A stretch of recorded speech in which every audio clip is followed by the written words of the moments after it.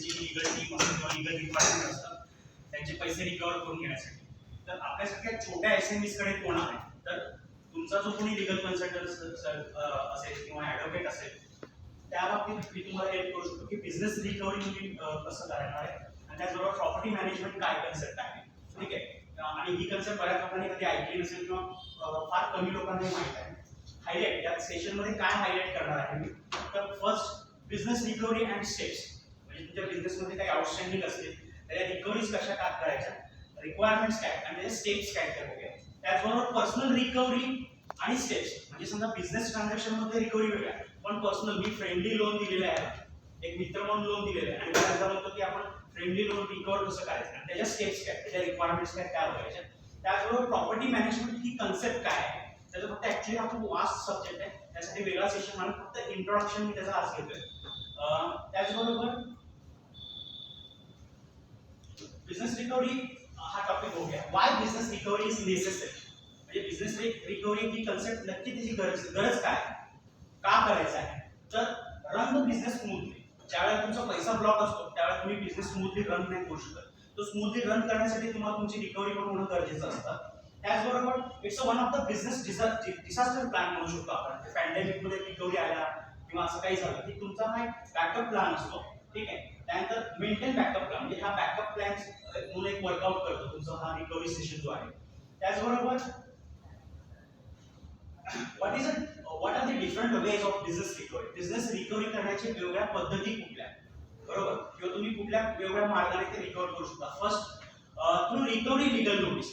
ठीक आहे, एक रिकव्हरीची लीगल नोटीस, तुमचे भले 10,000 रुपये आउटस्टँडिंग असेल तर पहिलं असतं की डायरेक्ट ॲडव्होकेटला अप्रोच होण्याऐवजी तुम्ही तुमच्या मेलवरनं कम्युनिकेशन करा. ओरल कम्युनिकेशन, टेलिफोनिक कम्युनिकेशन करण्याऐवजी मेलवरती कम्युनिकेशन. एक्झाम्पल मोहित नांदुस्कर सरांचं त्यांनी सांगितलेलं. आता त्या केसमध्ये सुद्धा फीज देऊन ते नोटीस पाठवणार त्यापेक्षा इनिशियल लेवलला तुम्ही मेलवरती, त्यांनी मेल केला नेक्स्ट डे त्यांना पेमेंट आला, बरोबर.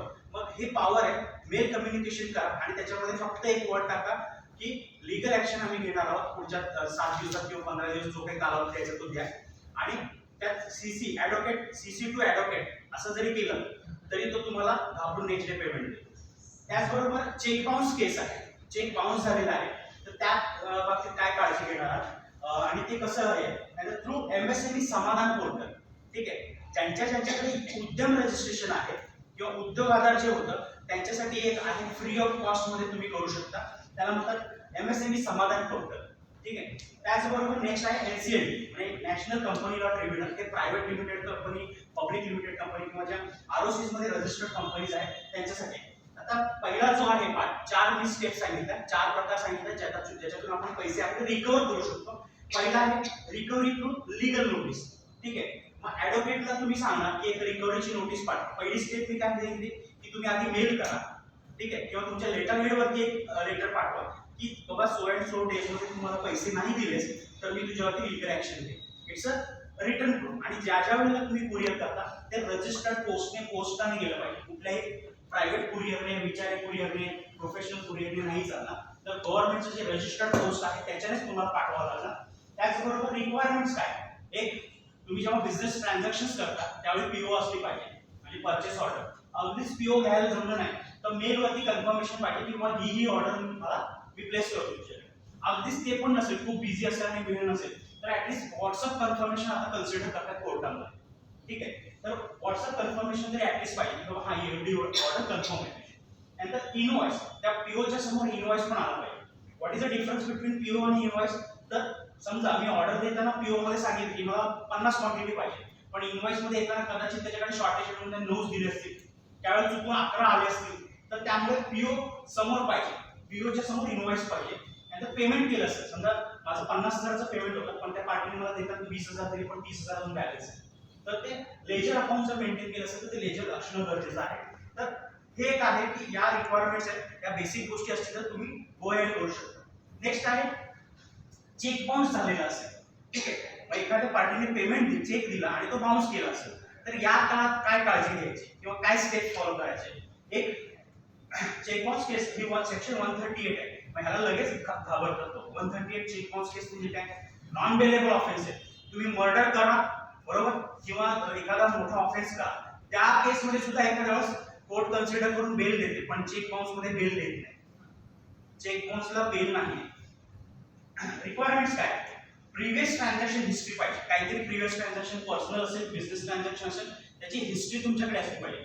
बाबा मी पर्सनली त्याला, आता बऱ्याचदा आपण म्हणतो की बाबा मी या मित्राला किंवा या मैत्रिणीला मी पैसे दिले, चेकने दिले नो प्रॉब्लेम, कॅशने दिले अजून प्रॉब्लेम नाहीये. पण मी जर विशाल टाकेंना पैसे दिले आणि विक्रांत राऊत जर मध्ये होते, बरोबर, is a proof, is I witness, बरोबर, त्यामुळे पैसे दिले ही सत्य घटना आहे, बरोबर.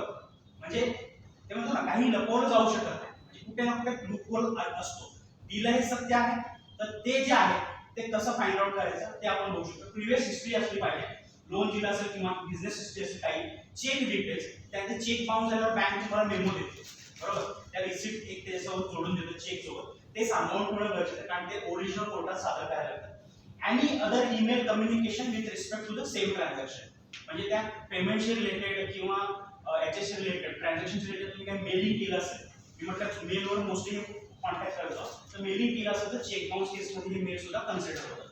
त्याचबरोबर तुम्ही लीगल नोटीस स्टेप्स काय करतो. चेक बाउन्स झाला 30 दिवसाच्या आत त्या माणसाला नोटीस दिलीच पाहिजे. चेक बाउन्स झाल्यावर जर 30 दिवस उलटून गेले तर तुमच्या त्या केसला व्हॅलिडिटी राहत नाही आणि तुम्ही त्याकडे पैसे रिकव्हर करू शकत नाही. पण 30 दिवसात जर तुम्ही 30 दिवसाच्या आत 29-30व्या दिवशी जर त्याला नोटीस भेटली ना, तर पुढे तुमच्याकडे अजून जवळजवळ 60 दिवस ऍडिशनल मिळतात. की 60 दिवस तुम्ही तुमच्याकडे अजून रिकव्हरीला वेळ असतो. एक 30 दिवसाच्या त्याला नोटीस पाठवा, नेक्स्ट 15 डेजचा त्याला आपण कालावधी देतो, म्हणजे 45 दिवस झाले आणि त्या 15 दिवसामध्ये त्याने जर आपल्याला रिस्पॉन्ड नाही केलं तर ऍडिशनल 15 दिवस तुम्ही वाट बघू शकता.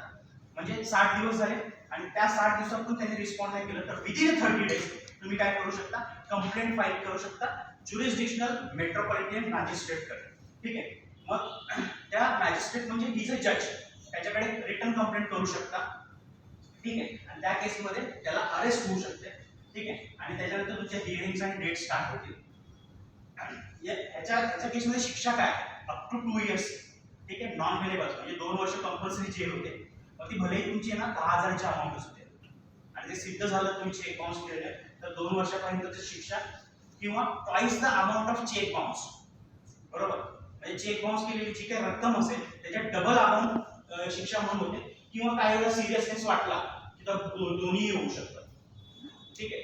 तर मेजर अमाऊंट आहे, फसवतोय किंवा काहीतरी डॉक्युमेंटेशन मध्ये मॅनिप्युलेशन केलं तर त्यामुळे दोन्हीही होऊ शकतात. आणि जसं मी हायलाइट केलेलं आहे, नॉन बेलेबल या केसमध्ये तुम्हाला बेलच मिळणार नाही. ठीक आहे. त्याचबरोबर एमएसएमई समाधान पोर्टल मी आता 2 वेळेस सांगितला, बरोबर. एक प्लेन नोटीस पाठवली, दुसरी चेक बाउन्स झालं तर कसं रिकव्हर करायचं, आणि तिसरं एमएसएमई पोर्टल जो आपल्या सगळ्यांना किंवा छोट्या बिझनेसमॅनना परवडणार आहे, ज्याच्याकडे उद्यम रजिस्ट्रेशन आहे किंवा आधी उद्योग आधार होता त्यांनी पोर्ट करून ते उद्यम मध्ये घेतलेलं आहे आणि ते प्रॉपर रजिस्ट्रेशन असेल.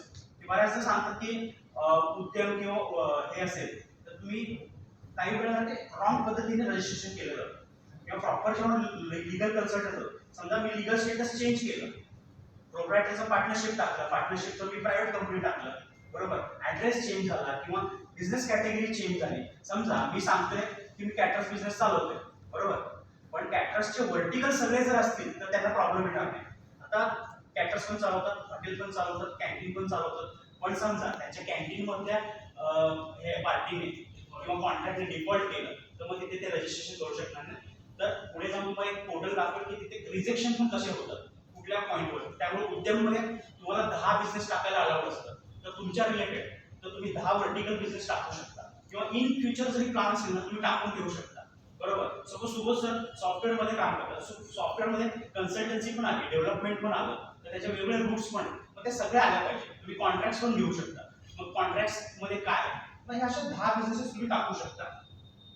त्याच्यामध्ये बघा आणि नवीन लॉ आणलाय 2006 साली. ठीक आहे. Micro small and medium enterprise development act 2006 या ऍक्टच्या अंतर त्यांनी एक पोर्टल पण दिलेलं आहे, त्याची लिंक पण पुढे दाखवून तुम्हाला. स्टेट गव्हर्नमेंटने हे इस्टॅब्लिश केलेलं आहे की एक एसएमईज जे आहेत त्यांना हेल्प व्हावी, फ्री ऑफ कॉस्ट मध्ये तुमचे डिस्प्यूट रिझॉल्व्ह करता यावे म्हणून. त्यानंतर असिस्ट काय, will issue direction to the buyer until unit for the payment, बरोबर. म्हणजे काय, बायरला ते डायरेक्शन देणार. म्हणजे एक लीगल टीम आहे जी स्टेट गव्हर्नमेंटने इस्टॅब्लिश केली आहे एसएमईज कॅटेगरीतल्या बिझनेसमॅन लोकांसाठी. ठीक आहे. त्याचबरोबर कोण अप्लाय करू शकतो तर सांगितलं उद्यम रजिस्ट्रेशन नंबर ज्याच्याकडे आहे तोच या पोर्टलवरती रजिस्ट्रेशन करू शकतो. आता याचे काही सायलेंट फीचर इथे मी दिलेले आहे की with the monthly raise to the supplier on the amount at a 3 times of the bank rate. म्हणजे काय तुम्ही काय करू शकता ज्यावेळेला आउटस्टँडिंग अमाउंट आहे त्याच्यावरती ना 3% म्हणजे 3 टाइम्स तुम्ही आउटस्टँडिंग अमाउंट इंटरेस्ट लावू शकता ते पण कंपाऊंडिंग रेट. ठीक आहे सॉरी क्युम्युलेटिव्ह रेट म्हणजे इंटरेस्ट वरती पण इंटरेस्ट लावू शकता. आता माझ्याकडे एक रिकव्हरीची मी सांगितली 1,09,00,000ची जी रिकव्हरीची केस आहे बरोबर त्याच्यामध्ये कंपाऊंडिंग इंटरेस्ट लावून 1,09,00,000 ऍक्च्युअल मूळ प्रिन्सिपल अमाउंट आहे 66 आहे पण ती कंपाऊंडिंग इंटरेस्ट लावून 1,09,00,000 आहे. ठीक आहे तर हे काही स्टेट गव्हर्नमेंट आहे त्यात काय म्हटले for filing entrepreneurs memorandum rules of MSCBs आणि कॉन्स्टिट्यूशन ऑफ म्हणजे हे स्टेट गव्हर्नमेंटने नोटिफाय केले की काय काय करायचं कसं करायचं.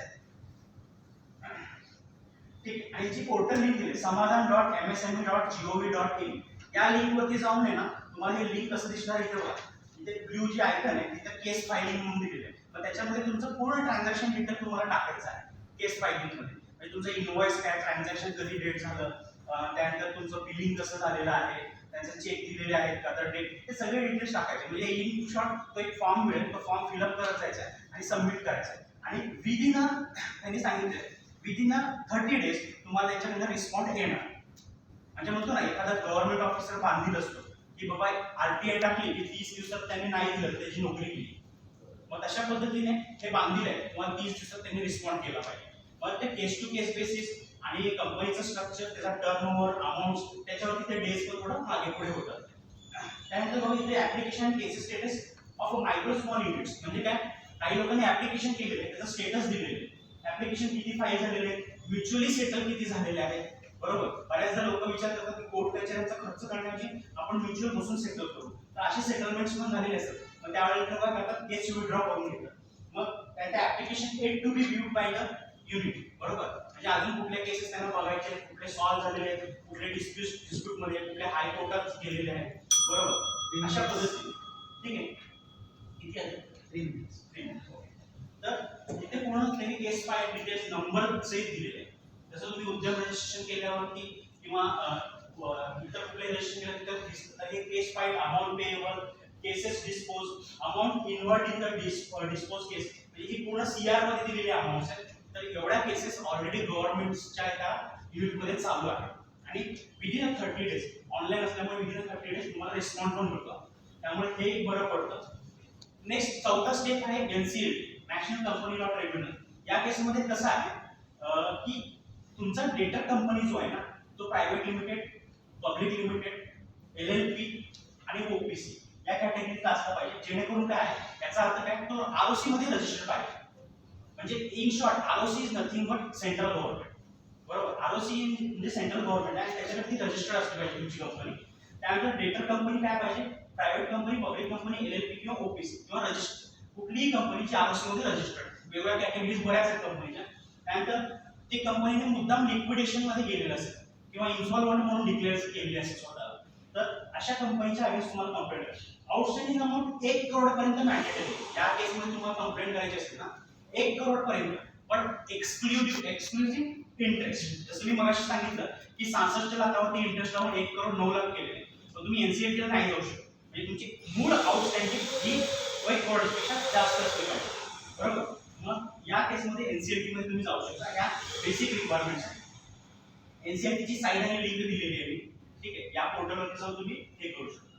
नंतर पर्सनल रिकव्हरी असेल म्हणजे समजा मी सांगितलं मी फ्रेंडली लोन दिलेलं आहे त्या केसमध्ये बऱ्याचदा लोक म्हणतात की मी कॅश मध्ये दिले तर काय तर कॅश मध्ये देताना तुम्ही 2-3 गोष्टी काळजी घेऊ शकता. तुम्ही रिकव्हरीसाठी समोरून सिक्युरिटी चेक घेऊ शकता किंवा आयदर स्टॅम्प पेपरवरती अगदीच अननोन पर्सन स्टॅम्प पेपरवरती लिहून 2 विटनेस घेऊन त्याला नोटरी करून घेऊ शकता.